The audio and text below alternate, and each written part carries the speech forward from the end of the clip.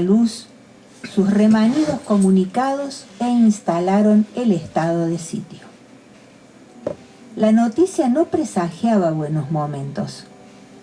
Yo recordaba cómo, en el 55, los padres de la patria bombardearon la Plaza de Mayo para derrocar a Perón, matando a la gente que transitaba por ahí. ¿Qué querían?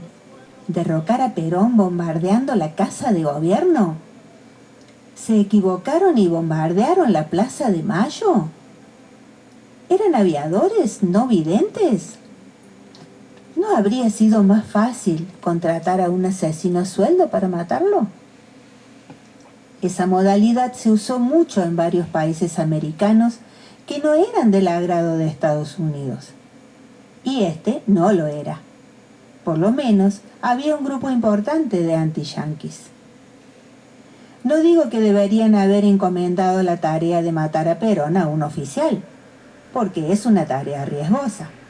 Ya sabemos que los oficiales mueren en una cama por enfermedad. ¿Será por eso que actúan en grupo? Algunos militares eran coleccionistas de billetes verdes y otros veían la infamia, pero cuidaban su puesto. Estaban los que sustentaban su idea política a sangre y fuego. Y no faltaban los que eran, lisa y llanamente, idiotas útiles. Todo está guardado en la memoria, sueño de la vida y de la historia. Tras Cartón, en esa misma época, irrumpieron en las universidades buscando comunistas.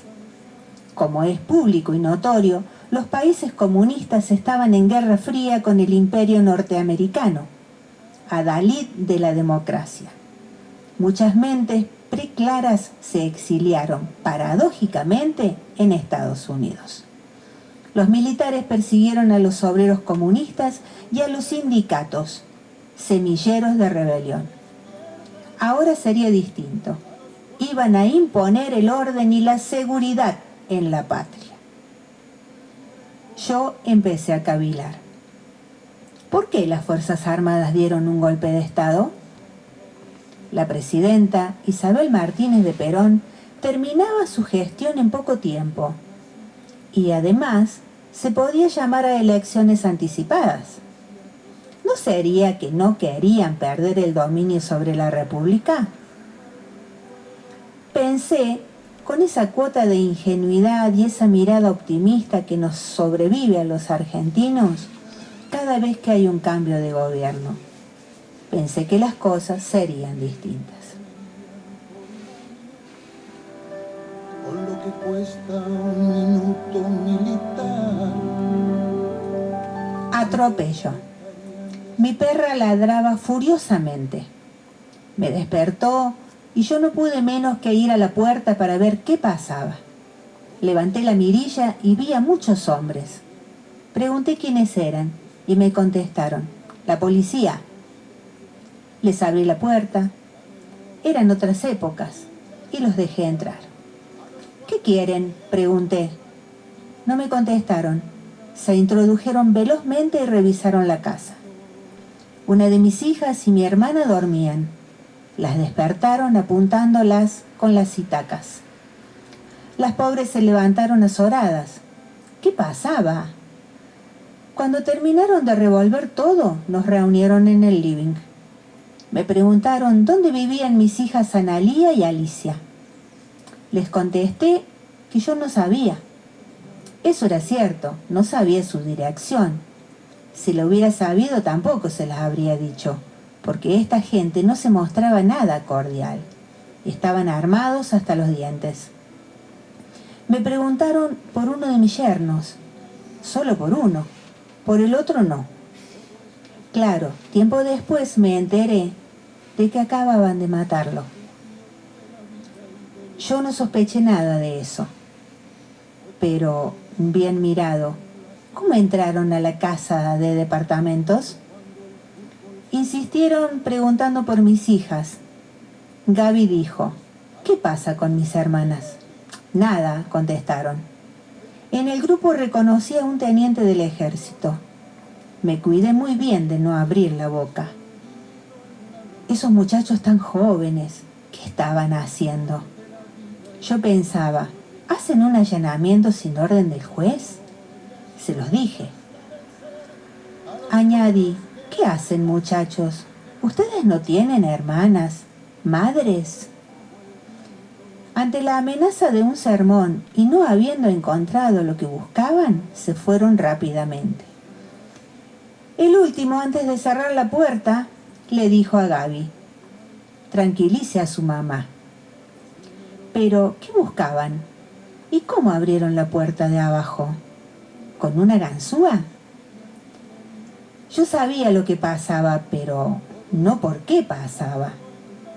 Los que dicen lo contrario o eran partícipes o lo negaban. ¿No veían las pinzas en la calle? Las pinzas eran unos operativos callejeros de control donde impedían que la gente saliera de determinada área, una cuadra, por ejemplo, y revisaban a todos. Algo malo estaba pasando. ¿Por qué allanaron mi casa? Con el correr de los días y los años, entré en el laberinto del horror. En aquella época transitaba un auto muy de vez en cuando en la calle donde yo vivía y vivo. Esa noche, en cuanto oí que arrancaba un auto, el que se llevaba a estos hombres, caí desplomada en una cama. Bueno, hasta ahí llegamos hoy. Este micro lo continuaremos el próximo viernes, cuando tengamos nuevamente el programa Tenemos Patria. YPF Barale Hermanos, Sociedad Anónima, que te brinda, además del mejor combustible, un lugar placentero donde disfrutar de un café, una merienda al paso, con la mejor atención. Recibimos todas las tarjetas. Con YPF Serviclub, todas tus compras suman y obtenés promociones y descuentos. Cambio de aceite, chequeo integral en YPF Boxes, que podés pagar con naranja en 6 cuotas sin interés. YPF Barale Hermanos, Sociedad Anónima, te espera en Avenida Sabio, Camino Almafuerte, con el mejor servicio.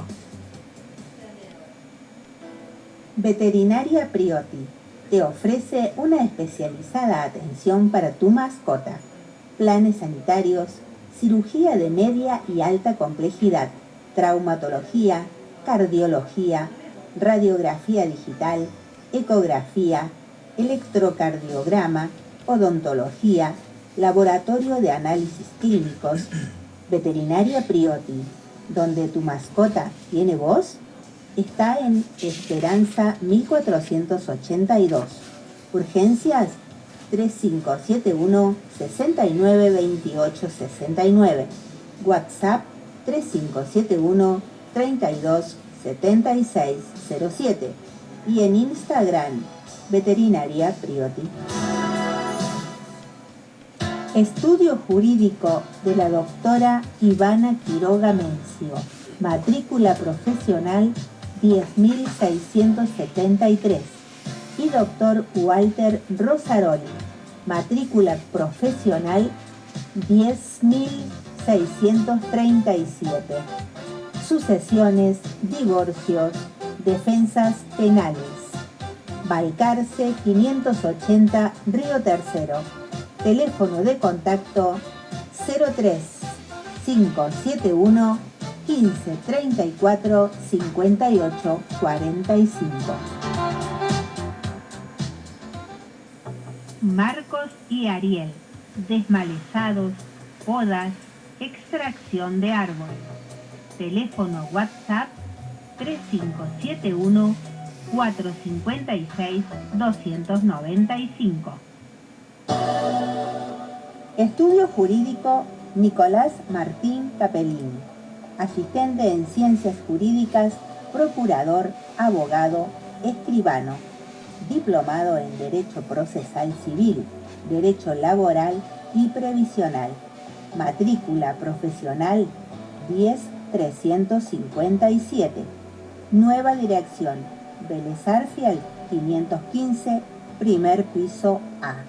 Correo electrónico dr-capellini-abogado@hotmail.com.ar. Turnos al 3571 1551 2266. Lunes, miércoles y viernes de 17 a 20 horas.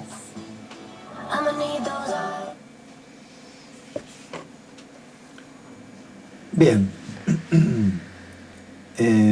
¿Lo vas a anunciar? Les traigo un título sugestivo. Compro. Ustedes habrán escuchado eso que dice: compro heladera, lavarropa, cocina, señora, compro todo usado, compro. La famosa camionetita un poco destartalada, la bocina sobre el techo, megáfono andante, una musiquita, compro, compro. En la milladura no hay quien no busque en su casa lo que sobra. Ya nada de donarle al Ejército de Salvación o al Cotolengo. La camioneta pasa despacio, tentando a quien podía tener una caída solidaria. Vamos, baje su cosa que le compro. Atrás viene otra blanca, con sonido de ambulancia, pero mismo megáfono y bocina. Compro, señora, compro riñón usado, hígado o pulmón. Corazón, ni hablar. Compro, señor, no sea tímido, algún órgano tendrá, y si no, un niño o niña para mercadear. No, claro. Que no será así la escena que imaginan los apólogos del mercado de todo lo viviente. No andará la blanca camioneta interrumpiendo la siesta de barrios tranquilos. Escribo eso y me recuerda el mito de la Traffic Blanca que cuántos recordarán, que retorna un par de veces por año en las zonas de las universidades públicas para nombrar el miedo al secuestro que se expande entre las muchachas. Pero no será algo transporte de chillonería barrial, sino otras estrategias de mercado, redes sostenidas desde instituciones médicas privadas que contactan al que necesita dinero con quien necesita órganos. Del mismo modo en que hoy se ponen en relación a quien quiere hijos y necesita que le alquilen sus vientres. Claro que no es lo mismo, pero como escribe Paula Puebla en LatFem, si no nos sentamos a pensar eso, quedamos entrampados bajo la narrativa de las empresas o un maniqueísmo culpador y exculpador. Dos caras de lo mismo. La diferencia entre alquiler y compra. Sin embargo, aunque haga temblar cuando se trata de existencias vivientes, es fundamental.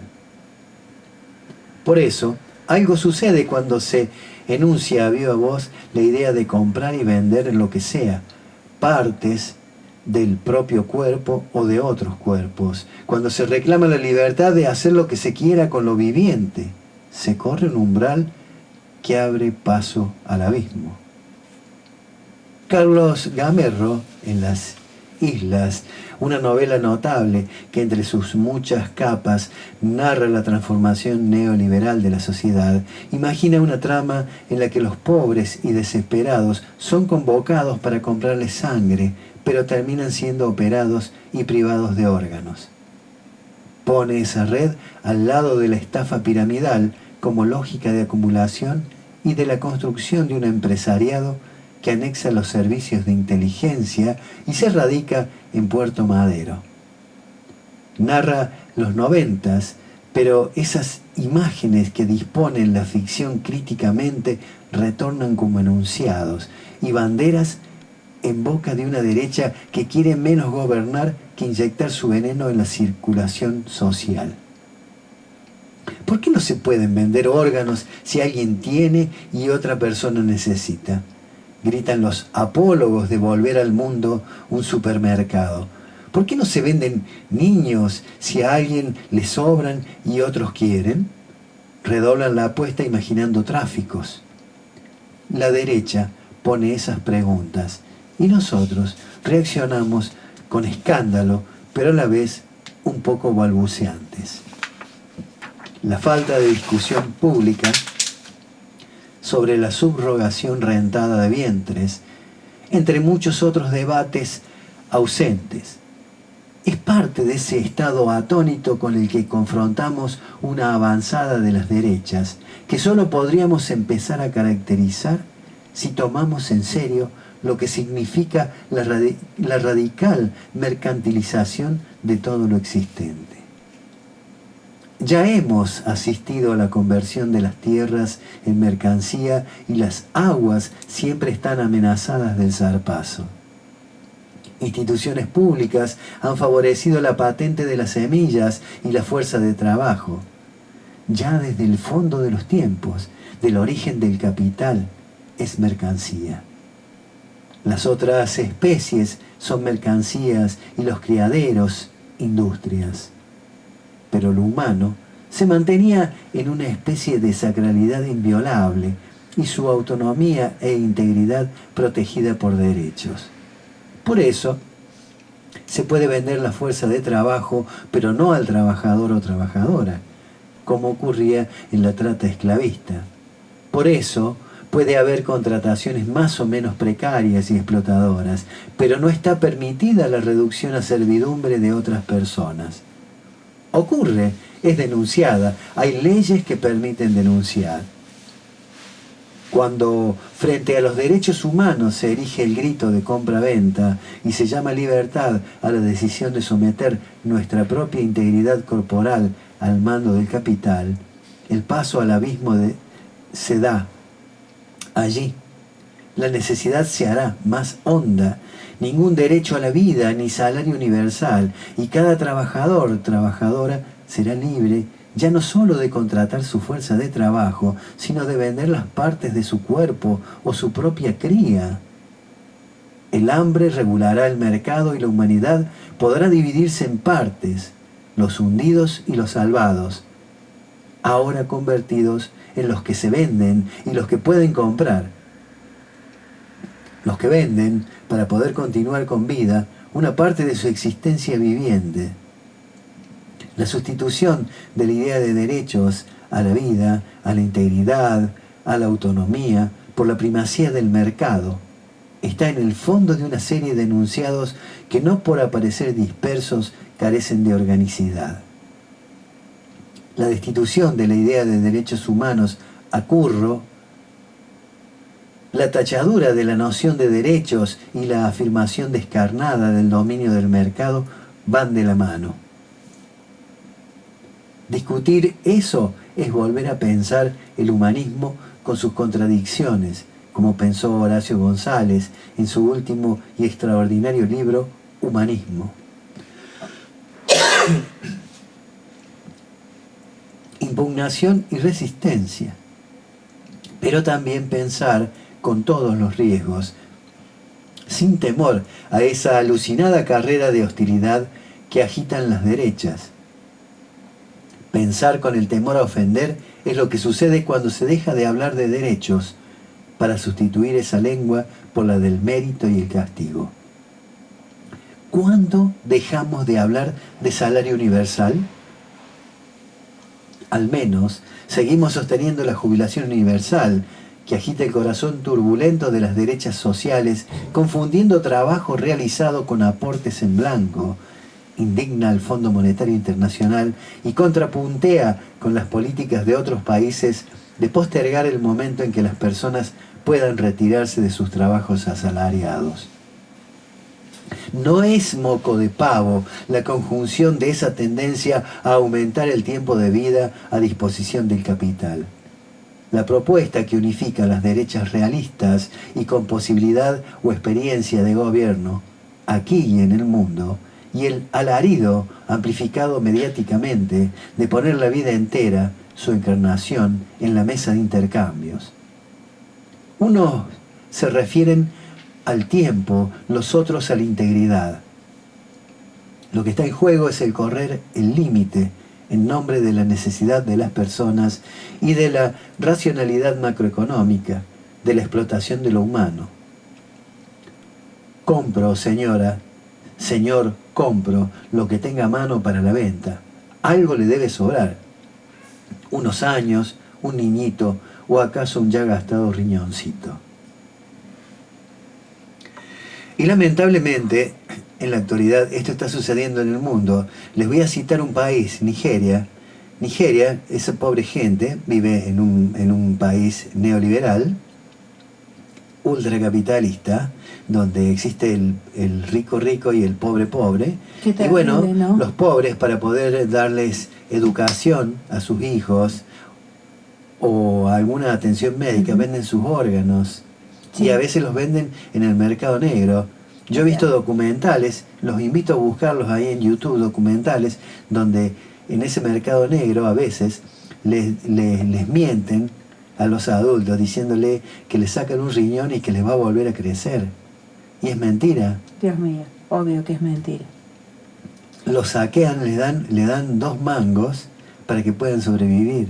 Pensar que Eso es el neoliberalismo, ese es el capitalismo leonino que nos quieren imponer acá a la derecha. Un tarado que se presenta como candidato y propone semejantes cosas y hay personas y jóvenes que lo siguen. Así que yo No los quiero invito nombrar, que... no lo nombro. Así que yo quiero que Es el de- los invito a que investiguen, busquen en internet. Hay un documental de 1 hora dedicado pura y exclusivamente a eso. Terrible. A ese país, lo que le está sucediendo. Y eso de que también ese tráfico de niños que hay en las fronteras de los países, Dios mío. esos niños no terminan adoptados por alguien que no pueden tener hijos, terminan desguazados sus órganos para vendérselo a los ricachones cuando necesitan un riñón, un corazón, un par de pulmones. Y sí, porque a un pobre no. O sea, no crean que son inocentes, que son las carmelitas descalzas. A ellos no les importa la vida. El capitalismo es así, es asesino. No le importa la vida Sí, señor. del ser humano. Le Vamos importa a la ver. ganancia. Sí Vamos o sí. con Borroni, que nos quedan 15 minutos de programa y los tenemos que aprovechar al máximo. 10:31. En la AM750, en la segunda mañana, el periodismo a la manera de Fernando Borroni. Javier Milei no es el león que los medios nos han contado que era. Básicamente es un gatito hambriento y por hambriento bastante agresivo, con hambre de romper con las estructuras sociales, con el hambre propio de aquellos que se creen superiores a una enorme mayoría.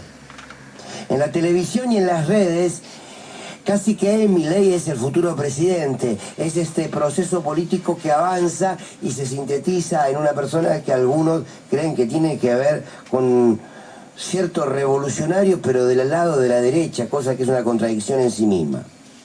Ahora, las urnas le están diciendo otra cosa, ¿eh? Se lo dijeron en Neuquén, se lo dijeron en Río Negro, se lo dijeron en La Rioja, se lo dijeron en Jujuy. Capuchetti no es la jueza que los medios nos cuentan que es. Esa mujer que con hidalguía y sorteando las distintas presiones del poder investiga un magnicidio, no. La verdad es que cada día se demuestra más que es una encubridora de aquello que le sucedió a Cristina Kirchner, por tanto, a todo un pueblo que defiende la democracia, y que al menos es una funcionaria judicial con un claro incumplimiento de sus funciones. Clarín no es el periodismo independiente que con objetividad de alcanzar la verdad e informarla es que se ha construido y constituye su esfuerzo periodístico todos los días, no. Porque si hace falta, repetimos, es que precisamente este medio dejó de ser un medio para ser un fin en sí mismo. Y es un factor de poder económico, político y cultural que forma parte fundamental del pensamiento único que hoy se instala. La Corte Suprema de Justicia, los fiscales y jueces de Comodoro Pi y sus satélites no son funcionarios a quienes les importa la justicia, a quienes buscan equilibrar una sociedad en pos de lo justo. Son el brazo armado de una política económica y cultural que se instala en la Argentina. Son el brazo inquisidor de esa política dominante. Juntos por el Cambio no es el espacio político que da la pelea por construir una república de iguales. Es la pata política de ese medio periodístico que ya dijimos que no es un medio periodístico, y de ese poder judicial que ya dijimos que tampoco construye el valor de lo justo. Son las tres patas que van construyendo la maquinaria para destruir un Estado de Derecho, que al mismo tiempo tiene un rostro político en Javier Milei, como el extremo de todo esto. Nada es como nos cuentan. Sin embargo, todo aquello que nos cuentan que no forma parte de la verdad se constituye como nuestra realidad. Y ahí está el problema central, que es cultural y que es político en la Argentina. Vivimos bajo un relato con actores, con sujetos políticos, con narrativa que no se condice con la verdad. Lo que está claro es que a partir de allí se toman decisiones políticas, se toman decisiones electorales y se construye una sociedad que discute más la posible venta de órganos que la proscripción de una candidata política. Somos una sociedad que discute mucho más pequeñas, si se quiere, trifulcas de la política que un intento de magnicidio. Es muy duro ser conscientes de la mentira en la que vivimos, pero sin embargo alimentarnos de las mentiras cada día. Con esa mentira no solamente se construye un presente en términos de lo periodístico y de lo político, se construyen hombres y mujeres que miran la vida de esa manera, con todos los instrumentos que están por fuera de la verdad. Claro, en estos tiempos parece que hablar de verdad es estar fuera de moda. La columna de Fernando Borroni.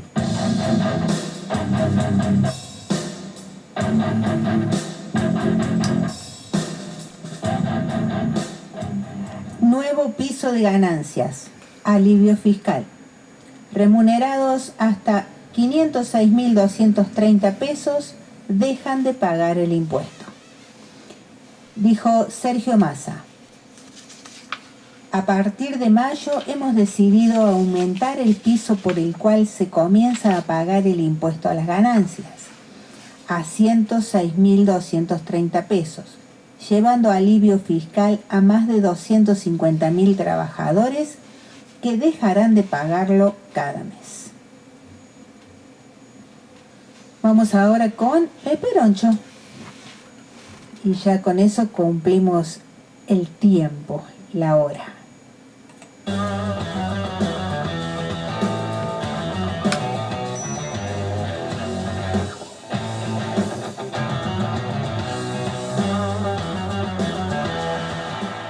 Tiene sentido que la banda se llame Los Copitos, porque es la banda de Patricia Bullrich. Copito de Nieve era el nombre del gorila albino, ¿te acordás? O sea, Copito era el nombre del gorila albino y Los Copitos es el nombre de la banda de la gorila que le da albino. Esto es Peroncho Delivery, la entrega de noticias contra la entrega de la patria.